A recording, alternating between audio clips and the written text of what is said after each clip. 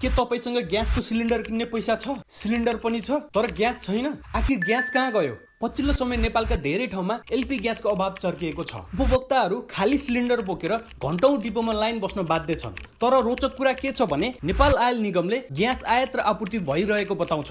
त्यसो भए समस्या कहाँ छ त? यसअघि ग्यास अभाव भएपछि सरकारले 14.2 किलोको सट्टा 7.1 किलो अर्थात् आधा सिलिन्डर मात्र बिक्री गरेको थियो। करिब 4 महिनापछि फेरि पुरा सिलिन्डर बिक्री गर्न थालेपछि घर घरमा थन्किएको खाली सिलिन्डर एकैपटक बजारमा आएर ग्यासको माग 10 देखि 20% सम्म बढ्यो। त्यसमाथि भोलि ग्यास नपाइएला भन्ने डरले धेरैले आवश्यकता भन्दा बढी ग्यास जम्मा गर्न थाले, जसलाई प्यानिक बाइङ भनिन्छ।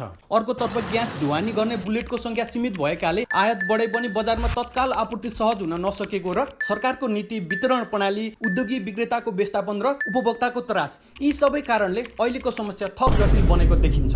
त्यसैले सरकारले अब दाबी होइन, समाधान देखाउनु पर्छ। जनताको चुलो बल्ने गरी ग्यासको सहज आपूर्ति सुनिश्चित गर्नुपर्छ।